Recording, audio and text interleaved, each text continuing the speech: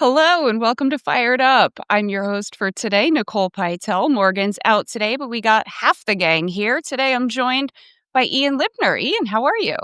Doing great. Thanks for joining today, Nicole. Yeah, absolutely. We've got a really great topic today, kind of inspired by one of our friends of Firebrand, Niall Cook, who wrote a great blog post with some pretty simple yet effective advice. Make it make sense. And so we got to talking amongst ourselves and started thinking about all the ways that things don't make sense in the market. Why isn't your content getting clicks? Why isn't your messaging landing? Why isn't maybe the media jumping all over your product as much as you would like them to? So we're going to discuss all of those things and more today. But Ian, make it make sense is kind of inspired by the don't make me think principle. That's something that some of our listeners may be familiar with. Steve Krug, he was talking about web usability, but I think don't make me think. I think it's expanded a lot beyond that, especially in the tech marketing world where, let's face it, startups do hard things. They come up with complicated products that solve complicated problems. And so if anybody needs to make it make sense, it's our tech startup marketing friends. So why don't we talk a little bit about messaging? Because that's really where everything starts. And I think we like to advise clients, if it's not on paper, it doesn't exist. And I think, Ian, this is something that you see quite a bit when clients come in and they want to do a funding announcement or there's something they want to get off the ground. So talk about kind of some of those messaging issues that bubble up on the PR side. We see this happen a lot. Folks that are running startups, they created messaging, they created at a certain point in time, then they got running into the marketplace and found new opportunities, new focuses, and soon their messaging might be a little bit out of date. But because it's only been 18 months since they first worked on it, it doesn't necessarily always jump to the top as, hey, we need to take another look at it. And then some big milestone happens. And a press release is often, to Nicole's point, one of those points in time where you got to get everything on paper. And that's when people are kind of like, does that really still apply? Is that really still the best description of our company? And too often, it's sort of casually asked, hey, can you redo our boilerplate while we're writing press release about funding news or some other big milestone? So it's kind of like can become a rapid response type of activity rather than something that you do first. Now, when a lot of our clients join, that's usually one of the first things we suggest is a messaging refresh. And we're usually talking about it when it comes to the media relations folks from the point of view of the messages for media. But what we often find in those moments, it's their core messaging that even includes product and customer messaging that needs to be scrutinized first. Yeah, absolutely. And we definitely see that on the content marketing side of things. It's a bit of a luxury when a client walks in and they have a full messaging house full of kind of corporate messaging, product messaging. What are our value propositions? What are our differentiators? How do we talk about ourselves to the world? It's a bit of a luxury for a lot of startups. It's tough, especially for those smaller teams where everybody kind of just knows how they talk about themselves and they haven't really had that catalyst to get it down on paper yet. And a lot of times it is the content on your website or an awareness play that you want to make. It's like, well, how are we presenting ourselves to the world? And we're thinking about it in terms of potential buyers and things like that. But on the PR side, you've got a whole other audience to worry about. You've got the media to worry about, and that's a tough audience to deal with. It's interesting. We had another podcast a couple weeks ago, maybe last month, with the folks at Punch, and they talked about the first website that brands put up. And what's interesting is that the first website brands put up often isn't directed. The audience isn't yet a customer. The audience might be potential funders or people trying to just understand what their business is. And then usually once a startup has begun really building out its proposition and they're no longer sort of in stealth mode and they don't want to give away too much about the product, they're no longer in that period anymore. they start to move on to, okay, let's worry about customer messaging. And then the websites become really focused on customers, right? Which is great for if you're a web visitor that's looking for that product or service. But that's the point at which often we have to go, okay, well, we have another audience to consider beyond the customer, beyond the initial investor. It's the media. The journalists themselves are going to come to your website and try to figure out what is it that you are. And while your buyers may know exactly what you are because they're knee deep in the problem that you're solving, for some journalists, the problem itself might be new, let alone the solution or service that you have to offer. So what we try to do, let's say we're working with a company that we've already helped them with their core messaging, where they already have a great sense of that on their own. We try to build sort of a second set of messaging that sits under that is intended for the media. And that's where we sort of get into what we at Firebrand talk about as the media message fit. But a lot of that sounds really similar on a strategic basis to what Krug puts forward, which is make it relevant, which means this audience thinks it's for them. So that can apply to your customer, but it also needs to apply to the media when we're getting into that phase of comms. Resonant, make it resonant. It has to talk about something that your audience knows is a problem already. They have to recognize it. It can't be something new that you're kind of just throwing at them. It has to connect to something. And then finally, they need a way to take action. And with buyers, obviously, Nicole, you can detail all the things that we can do to help a buyer take action. But a media member taking action looks a little different. And sometimes it's as simple as, hey, do you have a link to an email address on your website that, somebody who's making a media oriented inquiry can have? Or more often, what other resources are available to help this media member understand what your company does, what problem you're solving, what value you're bringing, and helps them understand how you fit in. Obviously, you still want them to get in touch, but you want to give them more of a toolkit. So we see things like blog posts that are sort of oriented toward the media, that are labeled or tagged as such so that they enter the media section of a website, previous placements, press releases, things like that. Those are more the tools that would drive media to take action. And so those are the things that we're kind of focusing on. They still follow the same basic rules that Krug lays down. Yeah, absolutely. And on the content side of things, make it relevant to me. Sometimes that's hard for startups to do because it really requires a serious conversation. Who are you talking to? Because a conversation with the CTO is a very different conversation than with the CFO.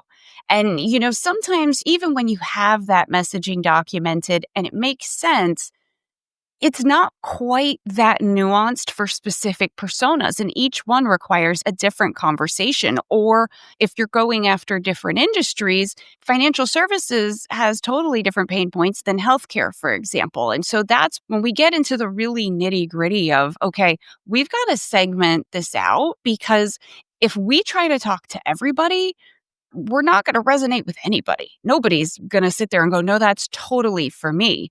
And it's hard sometimes to do that because you think, I've got this great product, everybody can use it. Well, even if that is the case, everybody has different pain points. Everybody has different problems that they're trying to solve. And I like your point, Ian, about kind of the content beyond the press release for the media, because there is that content beyond the press release for prospective customers as well. Sometimes folks are a little bit surprised when, with a funding announcement, for example, they tend to think, okay, we're getting some funding, we need a press release, we need some media outreach, and done, good. And then the question always comes up, well, okay, you're going to drive all this awareness, people are going to know about your brand, they're naturally going to come to your website. What kind of experience are they going to have when they get there? Is there content on there that establishes your thought leadership? Is there a lead gen magnet on there? Is there some way to turn all of those unknown visitors into known leads? How well have you summed up those value propositions and those differentiators? Are those front and center on your website? And a lot of times, when you guys are hard at work on a funding announcement, our side of the house is hard at work, getting the website in gear or getting some more assets out there and saying, let's launch a blog. Let's put in an email capture form on the website so people want to sign up. Maybe not sure what we're going to send them right now, but we'll have those names when we're ready to send them something. And so there's a lot that goes into it, and it all depends on who am I talking to and what's going to resonate and what's going to make them feel like that is for me. Making it actionable is your specialty, right? We can sort of get them to come to the house, but when they get there, is everything that they see, is that gonna align with the messaging, and is it going to spur them toward action? I think you make a hugely important point about messaging when it comes to the different audiences that you need to consider. I think the mistake that a lot of companies make is they try to create messaging that is the average of all of those. And as a result, it doesn't really resonate with any of those individual audiences sometimes.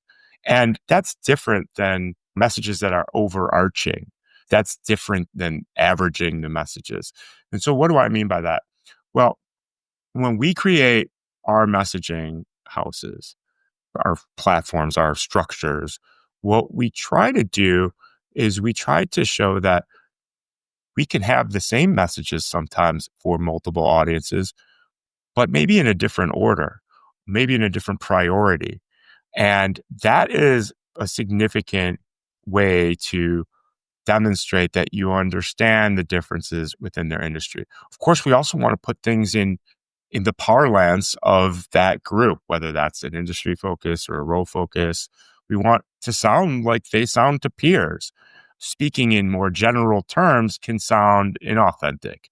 If we're talking about efficiency in an industry that talks more about effectiveness, or if we're talking about delivering profit when we're talking to nonprofits, it goes beyond finding something that everyone can agree on, and it goes toward finding something specific for each audience. And that holds true as we create media messages.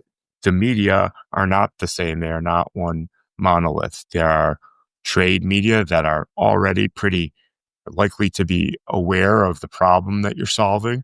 There are vertical media who may be less aware of that problem, but more aware of the vertical specific issues that go across that industry. And then there are those who don't really care about your mousetrap at all. They're more interested in your corporate story, or they're more interested in the leadership story, or they're more interested in the finance story behind. And so each of those audiences needs a set of messages that's been tailored for them. And again, sometimes it's prioritization, and sometimes it's getting into those industry specific terminologies that validate you. Yeah, I really like the point you bring up about tech savviness amongst the media because it happens with prospective buyers too. There's a lot of tech companies out there that aren't messaging directly to the CTO for whatever reason. They want to go straight to, the CEO or the CIO or somebody who maybe isn't quite as tech savvy when it comes to the inner workings of the product and how it's going to integrate with this and how it's going to streamline that and all of those things. And we see that, hey, we want to talk to a CEO or a CFO, somebody that holds the purse strings, that can make this decision, that can decide to buy our product, but they don't know the ins and outs of the technology like we do. And that's a totally different experience than someone who does this every single day. They understand what the technology does, they understand the use cases for it. You don't need to really paint the picture for them. It's really more of a proof of this works. Whereas with some of those less tech savvy decision makers, you've got to really show them, like, well, what do I actually do with this? And I think that's become a big issue in AI because everybody is talking about AI. Everybody does AI. Everybody has a tool that can give you the sun and the moon and the stars. And the problem with that is that if I'm a decision maker trying to say, hey, I've got to implement AI. I've got a mandate from the board, or I've been told I've got to go do this. But I don't really know, like, when I get up on a Tuesday morning, what it's actually supposed to be doing for me. That's where the messaging comes in and says, okay, well, here's use cases. This is what it can do. Here's how it can grow revenue. Here's how it can find potential in new markets. And you really have to give them a vision of what the product can do. And that's a lot of messaging in and of itself. And I'll ask our clients, okay, if I'm a CEO and I get up on Tuesday morning and I sit down at my desk and I have my coffee, what is your solution doing?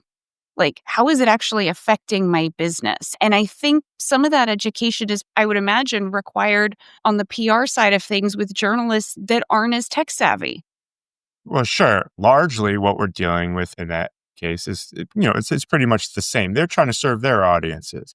And you're right. The CEOs are, how am I going to make more money because of this? That's basically the answer or the question that they have. What is the reason that this is either a risk to my business or a benefit to my business? And if you go to a cybersecurity trade journal talking about time savings, right, and cost savings, that doesn't sound like a very exciting story to them because they want to hear about cool things that you can do or how you can enable me to not deal with a huge pain in my butt as a cyber practitioner. So likewise, you've got, okay, them looking out for their audience, like you said, like making sure that it fits, but you also have those journalists who really don't want to know that much about the mousetrap. And they really do want to know simply, how is this going to help my audience, like you said, make more money or save more money? The trade journalists that do care about the ins and outs of the mousetrap, as I keep calling it, they really want to see exactly how it works. They want to test your claims, right? They want to check to see if the mousetrap is as you say it is. That's not going to be the top priority of someone who's trying to understand, why is this significant? Why is this newsworthy? Why should I care? Right? Which is a different kind of thing, a different sort of, if you imagine the journalistic funnel, if you will, of us trying to recruit somebody to a story. Sure, there are those who are in market looking for a certain story, but often what proactive media relations is taking somebody who's saying, why should I care about this at all? That's the starting point.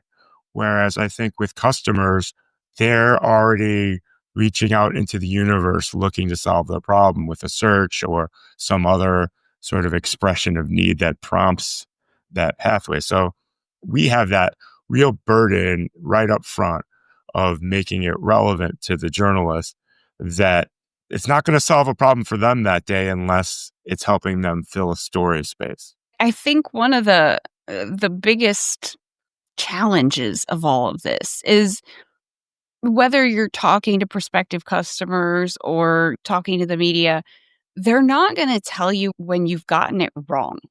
They're just not going to pay attention to you. They're going to leave the website or they're going to delete your email. It's not like you're going to get feedback on this. And I think that's where you have to get into, really, how are you measuring things? Like, how are you defining success? What does the engagement look like on your website? What does the engagement look like?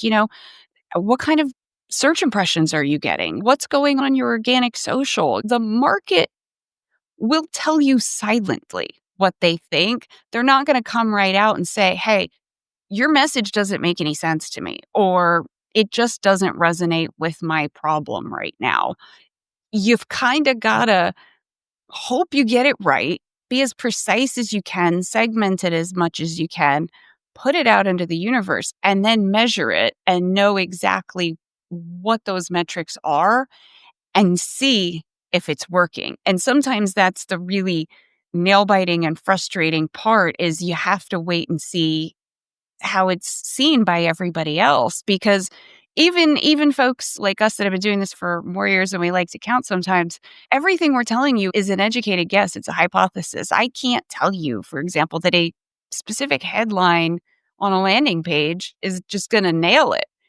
I can give you a pretty good idea of what's going to resonate based on what we know about your audience, what we know about your product, what we know about best practices. But sometimes you just got to throw it out into the universe. And that's why so much work should go into this messaging process. I agree. The number one piece of feedback that we'll get from a journalist if we're sending out a pitch that where either the message is confusing or not resonating, the number one piece of feedback we'll get is radio silence. We've been through this where we go out with, a pitch and we say, we're not getting a lot of response. Maybe we need to change the messages in here, change the order of them, focus on a different part of this story. And the response is our indication, hey, wait, now we're on to something. I would argue that journalists are a little bit more likely to tell you you're confusing than a prospect. I've definitely gone through interactions where the journalist's interested, I send them to the website, and they are like, I don't get it. Are you a this kind of company or are you a this kind of company? What exactly do you do? So that can be a good early sign that, hey, this might be working for your customers, but for a more general audience, this is confusing. So we do get a little bit of feedback. And I do think that's one of the overarching benefits of a media relations program is that it's so hard to get feedback from these other channels. Our job is to get feedback for you, right? Even if it's no, I'm not interested in the story. We don't really stop until we've got some feedback. And as a result, I think we often bring back to our client discussions, hey, here's the things that they're focusing on now, or here's their reaction to what we were saying. And it can prompt new ideas and it can prompt adjustments in the talk tracks because they hadn't considered that, oh, I see why that might be confusing to a journalist. That one term is present in both the cloud and this completely unrelated product that we have. Or, maybe we aren't making this as simple as we thought we were in our messaging. So there's those kinds of pieces of micro feedback that we get that can be helpful with refining overall messaging. But largely, media messaging over the course of time is sort of repeated A/B tests, if you will, and figuring out, hey, these are the things that people care about right now and how they want to hear about it. I know on the content side, we get a lot of great feedback from you guys of what did resonate, what didn't resonate. Same thing with our folks on the digital side. What ads are resonating? What copy resonated on that LinkedIn ad? Or what keywords are people searching for? What other queries? Or what pages is ChatGPT sending visitors to on your website? Things like that. There's a lot of different indicators. I think on the content side, one of the biggest issues that we see is even when you nail the message, you've got a library, you're doing the things that you're supposed to do, you're not distributing it as much as you should be. And there is definitely a school of thought that it should be, one third content creation and two thirds distribution because it's like the field of dreams thing. Just because you built it doesn't mean they will come. You've got to get it out there. And especially with startups that don't have brand awareness that the bigger guys do, a lot of competition, especially in tech. There's probably a lot of people that do what you do or do something very similar that are all clamoring for the same audience.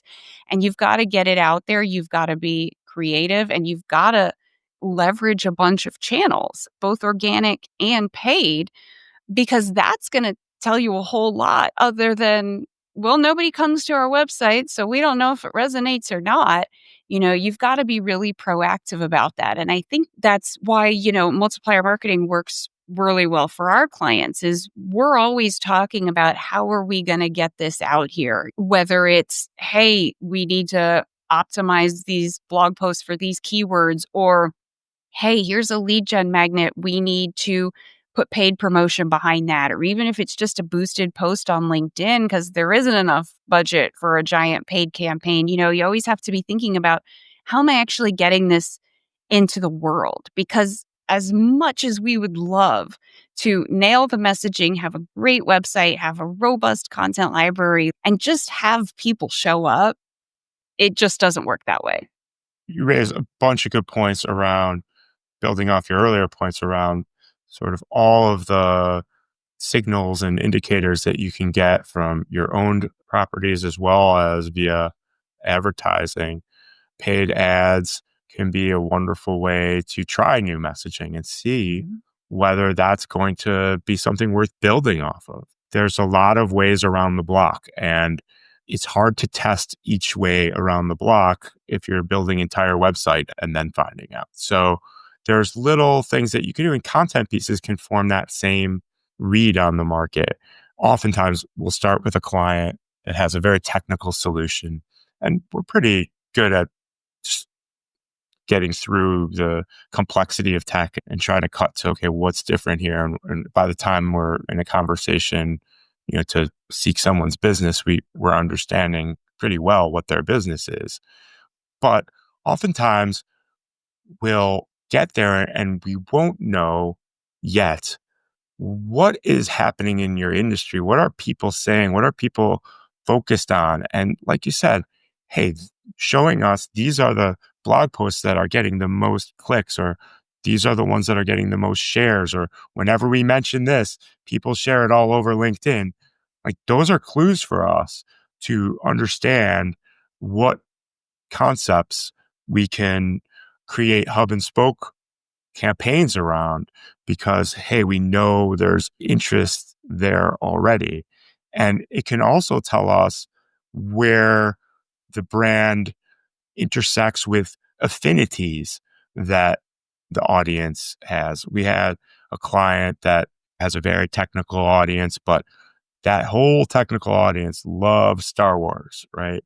And any of their posts that mentioned why this is like a situation in one of the Star Wars movies got incredible engagement. So we brought some of those concepts into earned and paid channels as well, because we know that they've learned through watching the clicks that these kinds of vehicles are going to carry more attention, and we can drive more of our key messages in knowing their affinities. And that's really hard to figure out on your own. You really need to see how your audiences react to different angles and different blog posts and different concepts. I love that Star Wars example because I feel like a lot of brands would be afraid to do that. And I think there's this stereotype that B2B brands can't be funny, they can't have a personality. They absolutely can and they absolutely should. And I think right now, maybe it's not a bunch of Star Wars references, but something that makes you authentic and human and relatable and approachable is so important right now, especially in the AI era. You hear all this talk about the sea of sameness.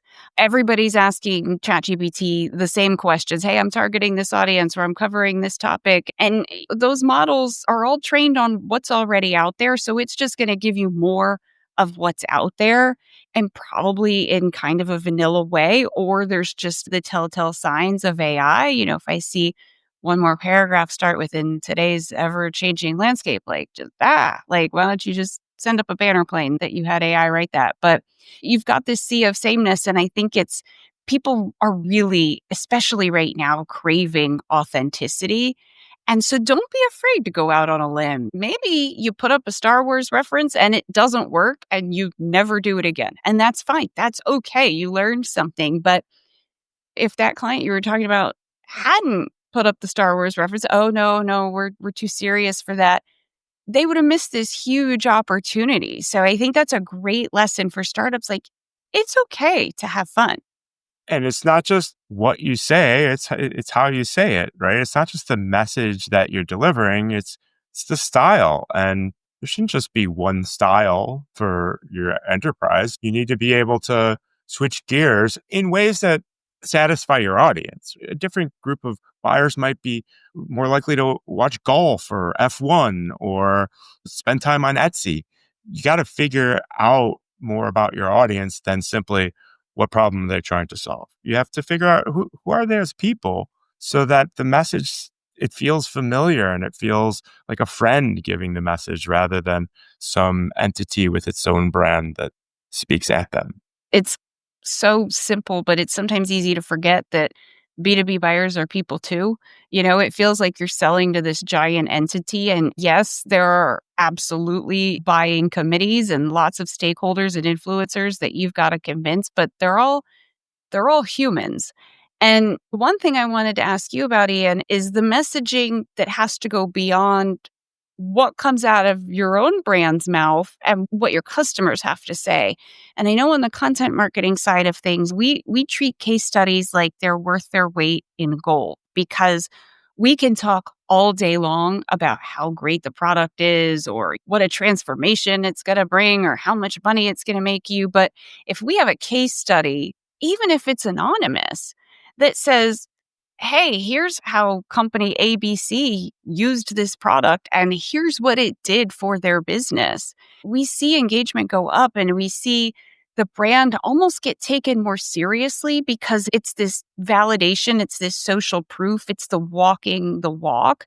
And I'm curious if journalists feel the same way. Are they looking for that validation of a product that, okay, this has been kind of battle tested, even if it's just one or two case studies? Does that kind of help get over the hump of getting their attention?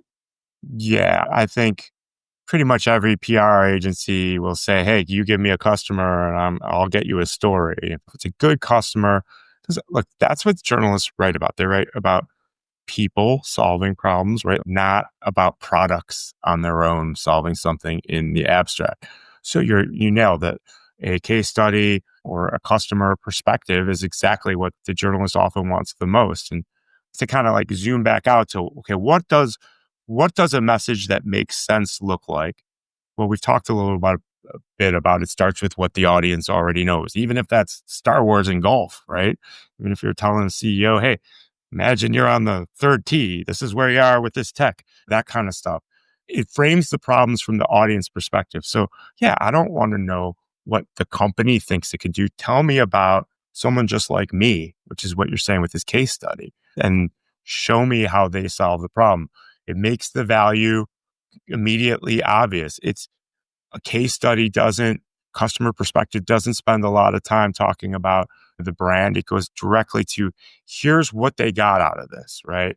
And the entire thing is an instructive guide for the next step that they should take. And finally, the fifth part of what makes a message make sense, it builds trust through proof. And that's exactly what a case study example is. It's a real life proof that what they're saying works. Yeah, absolutely. I mean, you've totally, totally nailed it. There is some talk that once you nail the messaging, everything else is easier.